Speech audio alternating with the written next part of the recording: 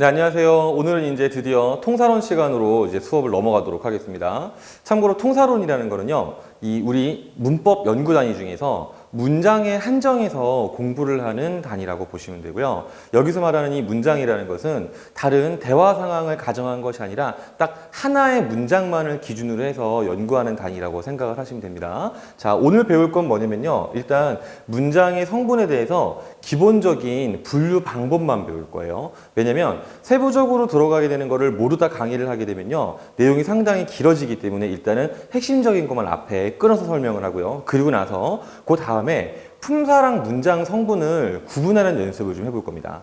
이거를 하는 이유가 뭐냐면 사실 학생들이 품사를 배우고 또 한참 있다가 문장 성분을 배우게 돼요. 그래서 이 두 가지가 사실은 연구 단위도 다르고요. 또 구분하는 방법도 다른데 이거를 잘 인지를 못하기 때문에 막상 실전에 들어가서 문제를 풀 때 품사랑 성분의 개념이 헷갈려서 실수를 하게 되는 경우들이 있거든요. 그래서 오늘은 그것도 같이 연습을 한번 해보도록 하겠습니다. 자, 일단 이 문장의 성분에 대해서 볼 건데요. 이 성분 자체를 직접 보기에 앞서서 과연 문장이라는 것이 무엇인지를 좀 먼저 연구를 해본 다음에 그리고 본격적인 내용을 들어가도록 하겠습니다.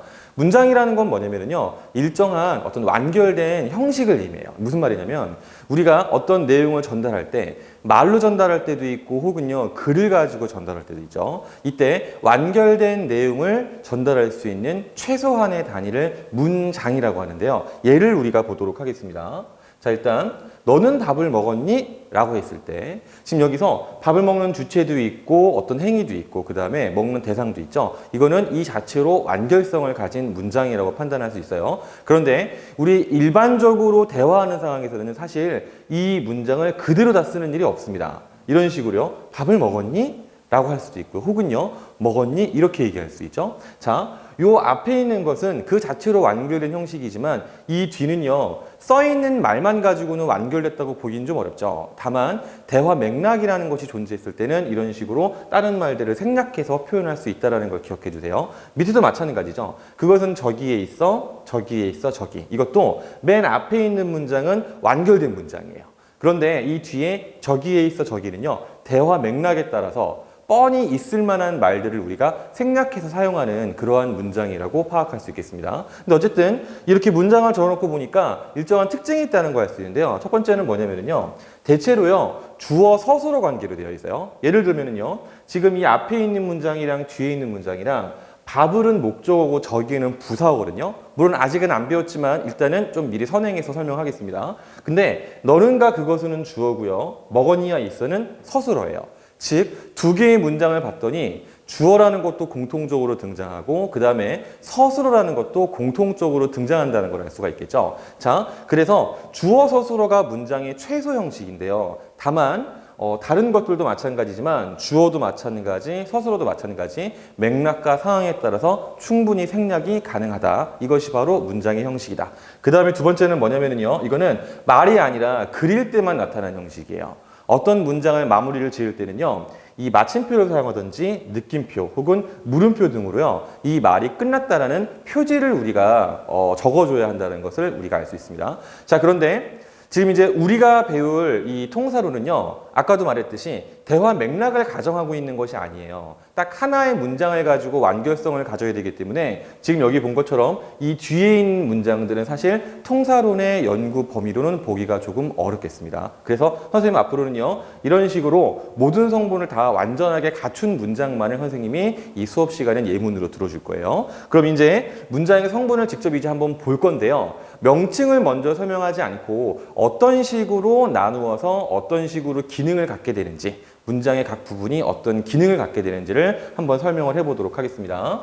자, 일단 요 문장을요. 우리 직관적으로 딱 두 덩어리로 한번 쪼개볼 거예요. 그럼 이제 여러 가지 상황을 가정해 봅시다. 성실한을 떼어놓고요. 학생이 국어를 열심히 공부한다? 이거는 뭔가 좀 어색하다는 생각이 들어요. 그 이유가 뭐냐면 성실한과 학생은 항상 붙어 있어야 되거든요. 또 한편으로는요. 성실한 학생이 국어를 이렇게 하면은요. 왠지 열심히 공부한다가 좀 어색해져요. 그 이유는 뭐냐면 국어를 이라는 말이랑 공부한다는 항상 붙어 다녀야 되거든요. 이건 사실 우리가 문법을 사용하는 직관에 해당하는 부분입니다. 그래서 우리가 이 친구를 직관적으로 두 개로 쪼개면 앞에는 성실한 학생이라는 게 나오고요. 뒤에는 국어를 열심히 공부한다 두 개로 쪼개지는데 이때 이 앞부분의 역할은 바로 무엇이냐? 이 문장에서 어떠한 행동이나 상태에 대한 설명이 있을 때 그것에 대한 주체의 역할을 한다는 걸 발견할 수 있고요. 이 뒤에 나오는 국어를 열심히 공부한다는요.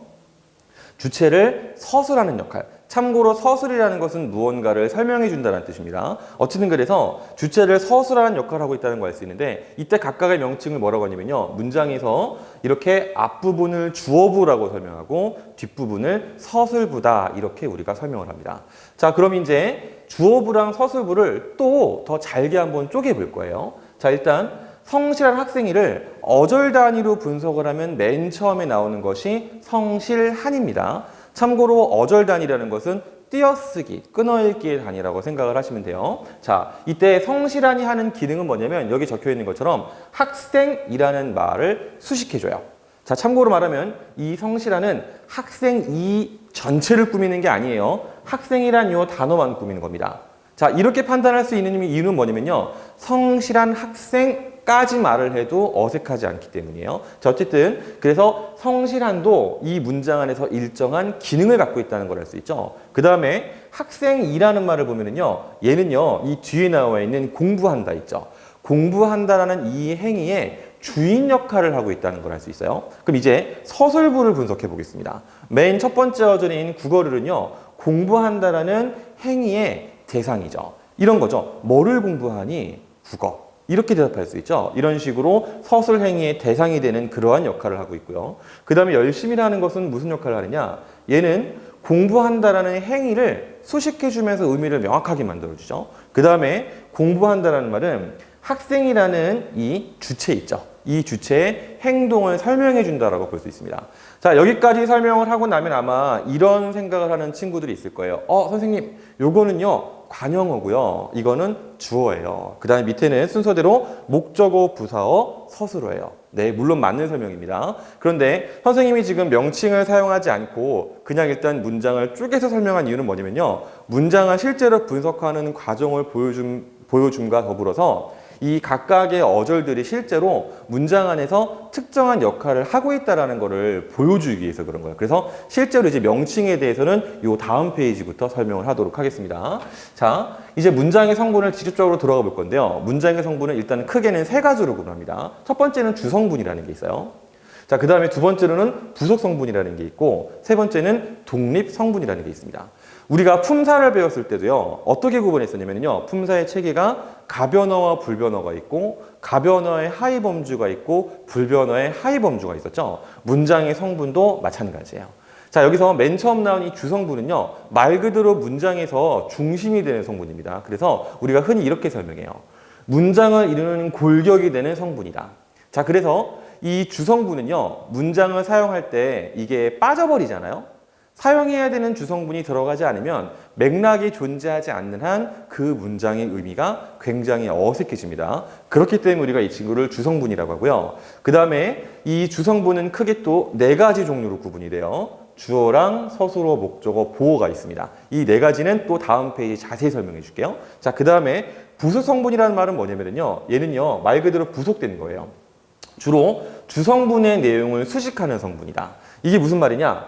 부속이란 말 자체가 어딘가에 딸려 있다라는 거지. 즉, 부속성분은요, 주성분에 딸려 있기 때문에 부속성분이 주성분을 주로 꾸며준다라는 식으로 이해를 하시면 되겠습니다. 자, 그래서 이 친구는 말 그대로 딸려 있기 때문에 일반적인 경우에서는 이 말을 생략하더라도 문장의 완결성이 훼손되는 일이 별로 없어요. 그리고 여기에 해당하는 것은 관형어랑 부사어 두 가지가 있습니다. 자, 그 다음에 이제 마지막에 독립성분이 있는데 요거를 보기에 앞서서 지금 주성분이랑 부속성분을 사실 이론적인 설명만 들으면 잘 이해가 안 되잖아요. 예문을 분석해서 한번 보도록 할 거예요. 선생님이 지금 여기다가 괄호를 한번 쳐볼 겁니다. 성실한이랑 그 다음에 열심히의 괄호를 쳐볼 거예요. 그래서 나머지 부분만 읽어보면 학생이 국어를 공부한다 이렇게 돼 있죠. 자, 이렇게 이야기를 해도 사실 전혀 의미가 어색하거나 부족하다는 생각이 안 들어요. 그렇기 때문에 성실함과 열심히는 딸려있는 성분, 즉 부속 성분이다라고 판단하는 겁니다. 자, 그런데 국어를 공부한다 이렇게만 얘기하면요, 누가 공부하지? 라는 의문이 들 수 있죠. 이것은 완결성이 떨어지는 거예요. 마찬가지로 학생의 국어를 이러면요, 뭐 싫어하는지 좋아하는지 뭐 공부하는지 알 수가 없잖아요. 의미가 불충분하기 때문에 공부한다라는 이 말도 주성분으로 판단할 수 있고요. 국어를도 마찬가지예요. 학생이 공부를 한다고 했을 때 문법을 국어를이라는 말이 좀 꼬였죠? 국어를이라는 이 목적어가 없잖아요. 그러면 대체 뭐를 공부하지라는 의문이 남게 되죠. 그렇기 때문에 이 말 역시 우리가 바로 주성분으로 판단을 할 수가 있겠습니다. 그럼 이제 마지막에 독립성분이라는 것은 무엇이냐? 얘는 말 그대로 독립되는 거예요. 문장에서 다른 어절들과 혹은 다른 성분들과 아무런 문법적 관련이 없어요. 마치 뭐랑 비슷한 거냐면 우리가 품사론에서 독립어원에 대해서 배운 적이 있을 겁니다. 독립어원에 들어가는 이 품사가 감탄사가 있었죠. 감탄사라는 독립성분이 완전히 일치하는 것은 아니지만 대체적으로는 같은 것으로 일단은 생각을 해 두셔도 되겠습니다. 자, 그럼 이제 뭘 할 거냐면 구체적으로 주성분에 해당하는 주어, 서술어, 목적어, 보어를 어떻게 우리가 이해할 것인지를 보도록 하겠습니다. 자, 일단 요거를 좀 지워야 되는데요. 자, 이 주어는요, 사실 우리가 아무런 문법적 지식이 없을 때 이 말을 들으면은 이게 문장에서 가장 중요한 거다라고 생각을 할 수 있어요. 근데 그렇지 않아요. 자, 왜 그러냐면은 실제로 우리가 문장 성분을 분석할 때 가장 중심이 되는 것을 주어로 하지 않고 보통은 서술어다라고 판단합니다. 그 이유는 뭐냐면은 서술어가 주어보다 문장에 훨씬 더 지배적인 역할을 많이 하기 때문이기도 하고요. 또 한편으로는 주어는 생략이 잘 되지만 서술어는 웬만하면 생략이 안 되기도 하기 때문이에요. 그리고 또 주어 자체만을 우리가 놓고 주어라고 보기는 어렵고요. 항상 주어랑 서술어는요, 얘들은 세트로 있어요. 이 친구들은 세트로 이해하지 않으면 어떤 게 주어고 어떤 게 서술어인지를 판단하기가 조금 어려울 때가 있는데, 참고로 말하면 서술어는 그나마 얘가 서술어구나라고 판단하기가 쉬워요. 독자적으로도. 그러나 주어는 그렇지가 않아요. 반드시 서술어와의 관계 속에서만 판단되는 친구다라고 확인할 수 있습니다. 자, 그럼 이제 주어라는 것은 정의가 무엇이냐? 이런 거예요. 서술의 주체가 되는 말. 정의 자체가 서술어에 조금 종속되어 있는 느낌이 좀 들죠. 그 다음에 서술어는 뭐냐면 얘는 이제 주체를 설명하는 말입니다. 보시면은 주체의 동작작용이나 혹은 성질 상태 혹은 주체가 무엇 혹은 누구인지를 서술해 주는 말이에요. 아까도 언급했지만 서술이라는 것은 설명한다는 뜻으로 이해하면 된다 그랬어요. 그래서 우리가 예문 하나를 한번 연습을 해보도록 합시다. 자, 지은이 공부하다라는 말이 있어요. 그러면 공부한다라는 이 동작이나 작용, 일종의 행위잖아요. 이 행위의 주체가 누군지를 보니까 지은이죠. 이렇게 해서 주어랑 서술어다라고 판단하는 거예요. 그 다음에 예쁘다라는 것은 어떤 성질이나 상태를 설명하는 말이죠. 그럼 이 성질과 상태의 주인이 누군지를 봤더니 지은이잖아요. 그럼 우리가 이 지은이가 주어구나라고 판단할 수 있는 겁니다. 그 다음 마지막에 가수이다라고 하면요, 누구인지를, 어떤 신분인지를 설명하고 있는 거죠. 그런데 이 가수이다의 주인이 바로 지은이잖아요. 그렇기 때문에 주어랑 서술어다라고 판단을 할 수가 있겠습니다. 자, 그런데 아까 말했지만 서술어는요, 이 주어에 비해서 훨씬 더 문장에서 지배적인 힘이 강하다 그랬죠. 그 이유는요, 다음과 같아요. 자, 서술어의 종류에 따라서 혹은 서술어의 의미에 따라서 필요로 하는 문장 성분들이 달라집니다. 대표적인 게 바로 목적어예요.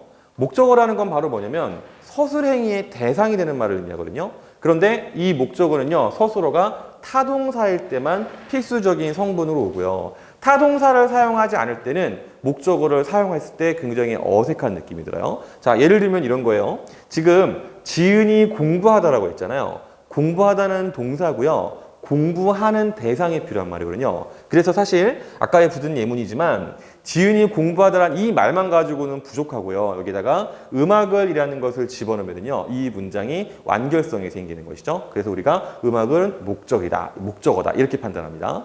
그 다음에 보라는 것도 서술어의 지배를 받아요. 서술어 중에서 이런 말이 있습니다. 되다란 말이랑 아니다란 말이 있는데 이 두 말은 의미가 조금 불충분하거든요. 예를 들면 이런 거예요. 예문을 봅시다. 지은이 되다 혹은 지은이 아니다라는 말이 있어요. 그러면 대체 지은이 뭐가 됐는데 대체 지은이는 뭐가 아닌데 라는 의문이 생길 수 있죠. 이때 우리가 요 앞에다가 각각 되다 앞에는 가수가를 집어넣으면 의미가 완전해졌고요. 그 다음에 아니다 앞에는 대학생이를 집어넣으면 의미가 완전해진다는 것을 확인할 수 있습니다. 그래서 이렇게 가수가와 대학생이가 보어가 되겠고요. 그 다음에 이 되다가 혹은 아니다가 요 두 가지가 나왔을 때만 필수적인 성분이라고 생각할 수 있겠습니다. 자, 그럼 이제 뭘 볼 거냐면요. 부속 성분에 대해서 알아볼 건데요. 부속 성분은 관형어랑 부사어 두 가지가 있어요. 자, 이 중에서 관형어는 하는 역할이 뭐냐면요. 얘는요, 체언을 꾸미는 거예요. 자, 여기서 잠깐 혼돈이 올 수 있습니다.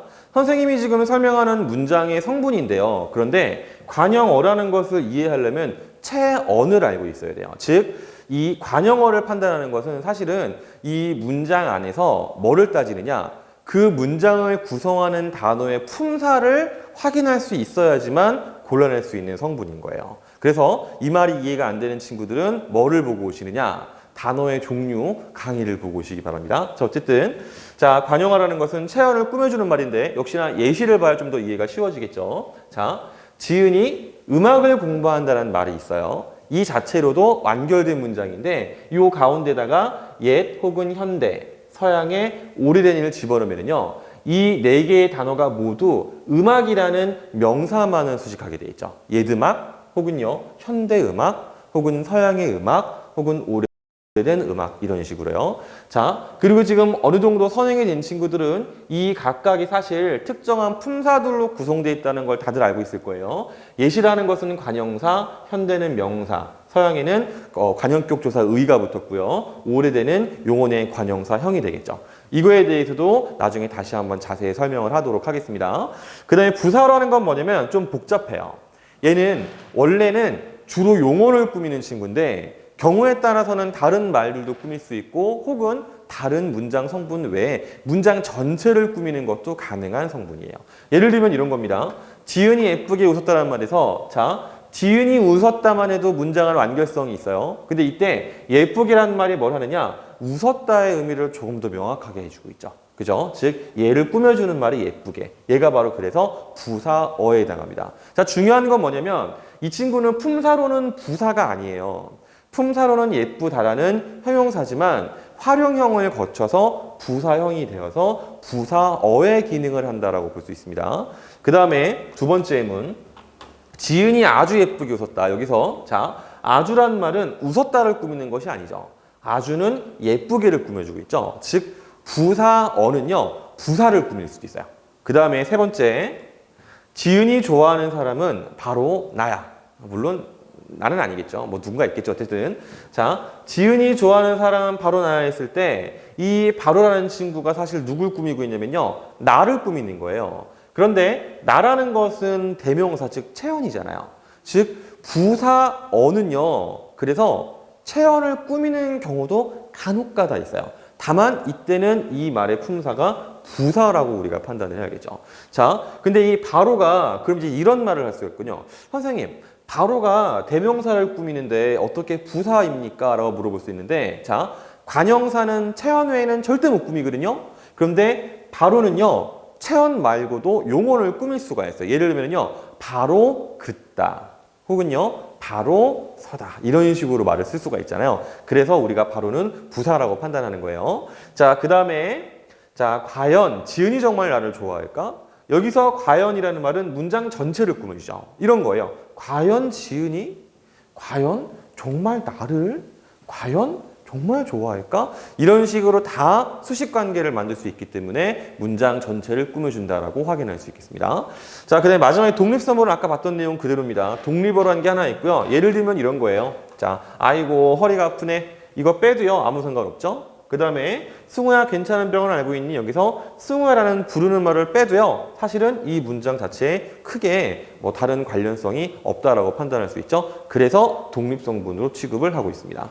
자, 이렇게 해서 일단 기본적인 7성분은 다 배운 거예요. 물론 기본적인 사항만 배운 거고 세부적인 내용을 배운 건 아닙니다. 그것은 다음 강부터 할 거고요. 이제 우리가 할 건 바로 뭐냐면 품사랑 문장 성분을 구분하는 거예요. 자, 실제로 시험 볼 때 학생들이 이 두 가지를 굉장히 많이 헷갈린다 그랬어요. 그래서 기본적인 정리를 간단하게 하고 연습을 좀 해보겠습니다.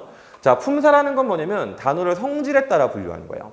그럼 단어의 성질이라는 건 무엇이냐? 형태, 기능, 의미의 순서죠. 자, 그 다음에 문장 성분이라는 것은 문장을 구성하는 이 기능적 단위에 따라 분류한 거거든요. 그래서 품사라는 거는 분류할 때 사실은 단어 자체의 성질만 보는 거예요. 그 다음에 단어 자체의 성질만 살필 뿐만 아니라 그 단어가 다른 문장들을 다 포괄적으로 생각을 했을 때 어떤 식으로 기능하는지를 따져보는 거예요. 그런데 문장 성분은 아니에요. 얘는요, 딱 그 문장만 따지는 겁니다. 약간 차이가 있죠, 다시. 품사는 단어 자체만 보든지 아니면 그 단어가 다른 문장 속에 들어갔을 때 혹은 다른 말과 만났을 때 어떻게 사용될 수 있는지를 포괄적으로 살피는 거고요. 이 문장 성분은 더 좁아요. 이 친구는 딱 그 문장 안에서의 기능만 따지는 거라고 그랬어요. 그 다음에 얘는요, 단어를 따지는 거기 때문에 조사를 따로 취급합니다. 그런데 문장 성분은 대체적으로 어절 단위로 보거든요. 그래서 어절 단위를 기본으로 분석한다라고 볼 수 있어요. 그 다음에 사용하는 명칭이 품사는 무슨 사라고 끝나고요. 문장 성분은 무슨 어라고 끝나게 되어 있고요. 종류는요, 품사가 9가지, 문장 성분이 7가지가 되어 있습니다. 근데 이 두 가지는요, 이렇게 우리가 정의상으로 구분할 수 있지만 비율을 들어서 구분할 수도 있어요. 무슨 말이냐? 우리가 하나의 집을 지을 때 보면은요, 그 집 안에 뭐 나무도 들어가고 시멘트로 들어가고 뭐 이렇게 철제로 들어가고 뭐 파이프로 들어가고 하잖아요. 지금 선생님이 설명한 뭐 나무나 혹은 돌이나 콘크리트 이런 것들은 재료들이에요. 그런데 그 재료들을 이용해서 뭘 하느냐면요, 마루도 깔고요, 벽도 만들고 천장도 만들고 이런 식으로 여러 가지 구조물들을 형성할 수 있죠. 즉 어떤 말에서요, 이 품사라는 것, 즉 단어 품사라는 것은 어떤 말을 만들어내는 재료에 해당이 되는 거고요. 그 다음에 문장의 성분이라는 것은 그 집의 구조에 해당한다라고 이해를 하시면 되겠습니다. 아마 이 품사랑 성분에 대해서 조금 이해가 부족한 친구들은 내가 방금 한 이 설명 자체가 더 헷갈릴 수 있어요. 그런데 지금 이 비율을 까먹지는 마세요. 어느 순간 아 하고 깨달아지는 순간이 아마 있을 겁니다. 자, 그럼 이제 구체적인 예문들을 볼 거예요. 자, 기왕이 하는 김에 우리가 앞과정을 복습하기 위해서 형태소부터 다시 한번 분석을 해보도록 하겠습니다. 형태소의 정의 기억나시나요? 형태소라는 것은 의미를 가지고 있는 최소 단위였고요. 그 다음에 단어의 정의는 뭐였죠? 의미를 가지고 자립할 수 있는 최소 단위거나 혹은 분리가 쉽게 일어나는 말, 이런 거였죠. 자, 어쨌든 이 정도까지 복습을 해보고요. 이제 뭘 할 거냐면 선생님이 여러분들에게 질문을 던질 거예요. 그럼 여러분들이 골똘하게 생각을 해보면서 이건 것 같아 하고 그냥 말로 해보건 속으로 외쳐보든 같이 왔다 갔다 공부를 하면 되겠습니다. 자, 일단 우리는을 형태로로 구분해 볼 건데 형태소로 몇 개 형태소가 나올 것 같아요? 이건 쉽죠. 일단 우리에서 우랑 리를 분리하면 의미가 없기 때문에 우리는 하나의 형태소로 봐야겠죠. 그 다음에 는 이렇게 될 거고요. 좀 어려운 건데 열심히는 몇 개 형태소일까요? 한 개? 두 개? 정답은 3개입니다. 왜냐면 열심이라는 말이 이 친구가 한자어예요. 한자어는 대체적으로는 개별 글자 하나하나를 다 형태소로 본다고 했죠. 그래서 열과 심과 희 세 가지가 각각의 형태소들인데 여기 희는요, 부사를 만들어주는 파생접미사입니다. 그래서 접사이기 때문에 이렇게 줄표를 붙여놨어요, 선생님이. 그 다음에 공부를도 형태소로 따지면 몇 개일까요? 그렇죠. 3개입니다. 왜 3개냐면요. 공자도 한자어, 부자도 한자어. 그 다음에 르는 조사죠. 그 다음에 또 어려운 거. 한다는 몇 개 형태소일까요? 한다는 기본형이 하다죠. 자, 하다에서 실제로 의미를 담당하는 부분은 하고요. 그 다음에 니은은 뭘 하고 있어요? 이 말을 현재형으로 만들어주고 있지. 그 다음에 다는 말을 끝맺고 있으니까 각각 실질적인 의미든 혹은 기능적 의미를 갖고 있죠. 그래서 3개의 형태소로 구분할 수 있겠습니다. 그럼 단어는 어떻게 되느냐? 우리는 그대로 한 단어예요. 자립성이 있으니까.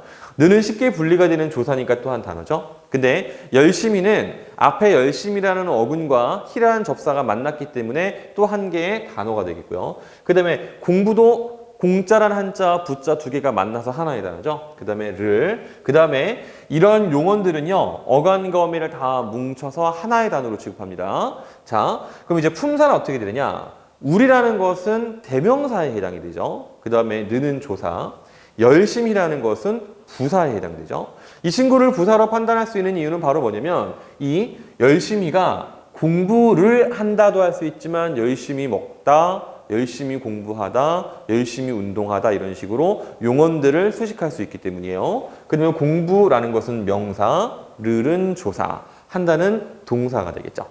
그 다음에 자, 우리는을 모아서 주어라고 합니다. 아까 어절단이라고 했죠. 그래서 여기서 끊어보면 이런 식으로 끊을 수가 있죠. 이렇게 해서 이게 주어고요. 그 다음에 열심히라는 부사는 대체적으로 다 부사어예요.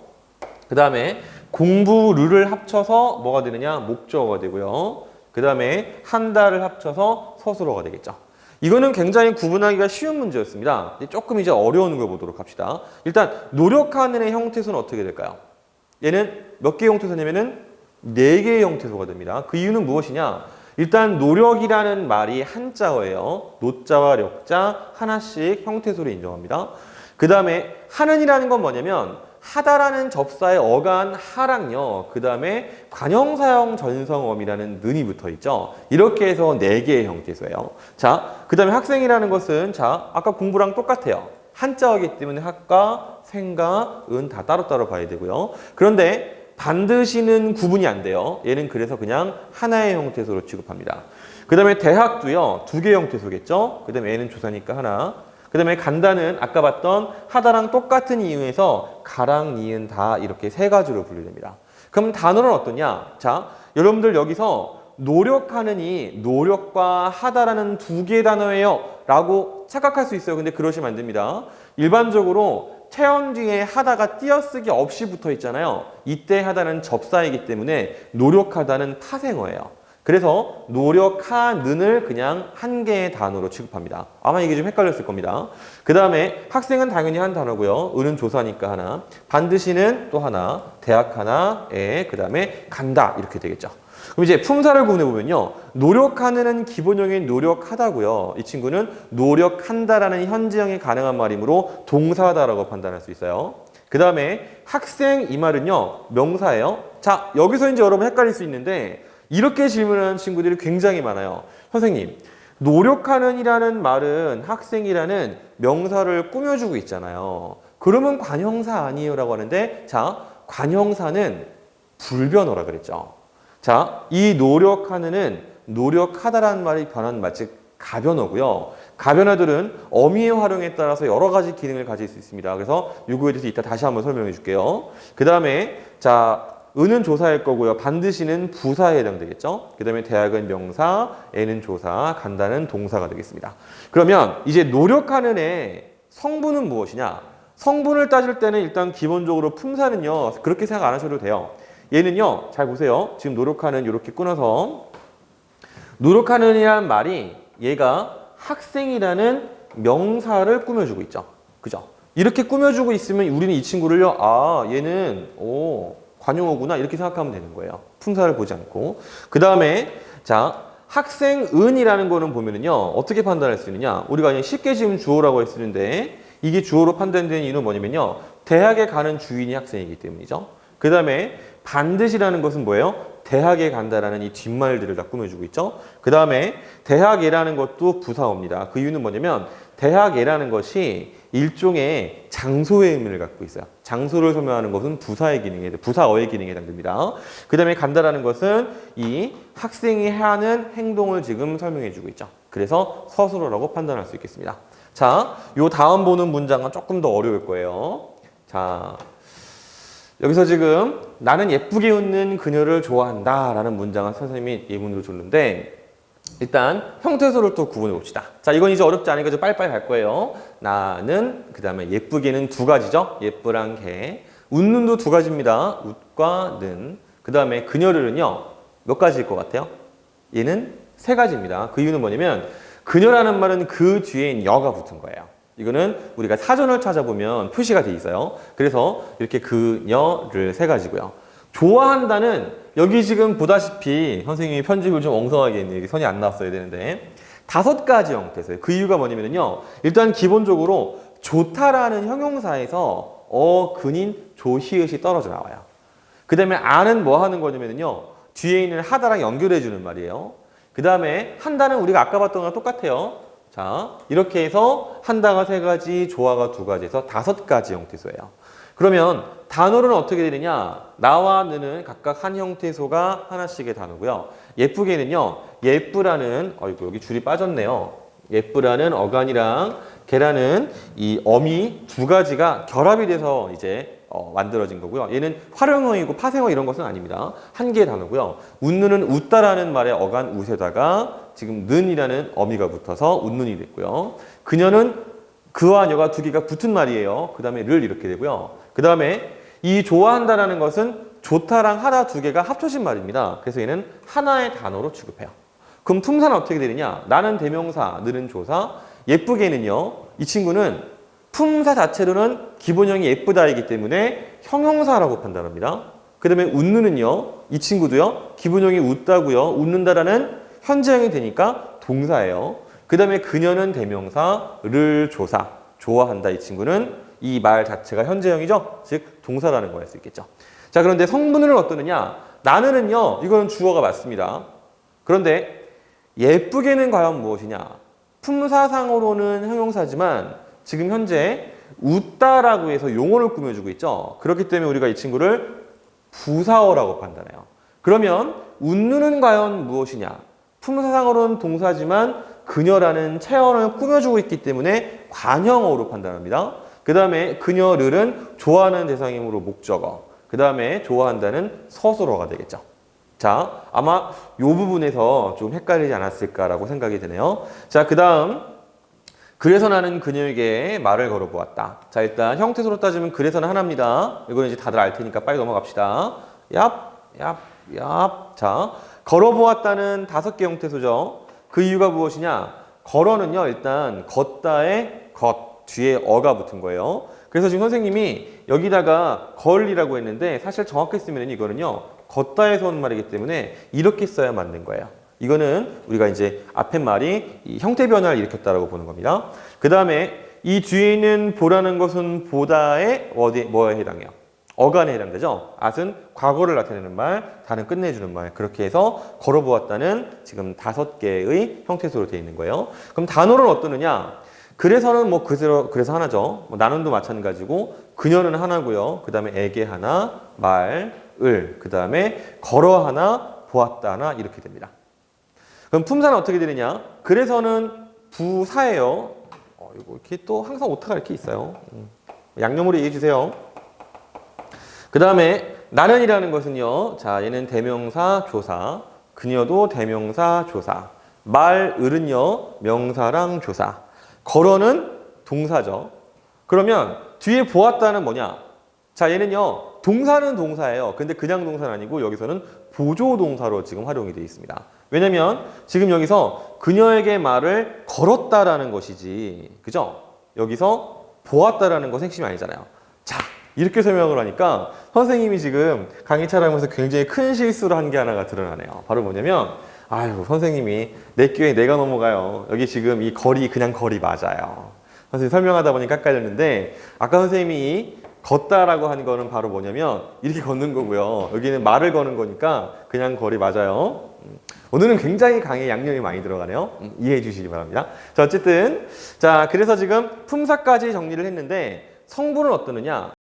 그래서는 우리가 이렇게 생각하기 쉬워요. 부사니까 부사어지. 그런데 그렇지가 않아요.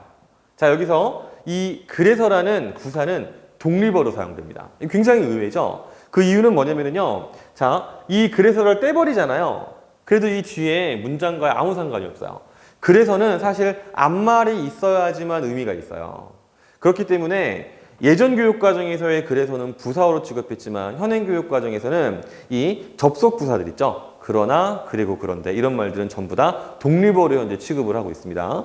그 다음에 나는은 주어, 그녀에게는 부사어, 말을은 목적어. 그 다음에 걸어보았다는 품사로는요. 동사랑 보조동사잖아요. 즉 본용어이랑 보조용어이거든요. 이런 경우엔 두 개를 그냥 하나의 어떤 기능으로 묶어서 한 개의 서술어로 처리를 하시면 되겠습니다. 자, 이렇게 해서 이제 우리가 요 문장의 성분, 기본적인 설명을 마쳤는데요. 선생님 강의를 쭉 들어본 친구들은 알겠지만 선생님이 항상 앞부분에는 좀 큰 설명을 해요. 개관이라는 말 자체가 그런 거예요. 대략적이고 큰 줄기를 훑어보는 거고, 그리고 이 다음 강의에서 세부적인 내용도 살펴볼 텐데, 이 세부적인 내용들이 사실은 실제로 문제에 활용되는 내용들이에요. 무슨 말이냐면 우리가 고등학교에서 보는 문법 문제 특징이 항상 그렇거든요. 일단 기본적인 정리하는 방법, 분류, 개념, 사례들은 다 깔고 가는 거고, 그거를 바탕으로 해서 세부적인 내용들을 물어볼 때가 상당히 많이 있어요. 그렇기 때문에 지금까지 배운 것은 사실 뒤를 이해하기 위한 전제라고 생각을 하시고, 이 뒤의 강의들이 조금 귀찮겠지만 반드시 들어주셨으면 좋겠습니다. 어쨌든 고생이 많았습니다. 다음 강의에서 볼게요.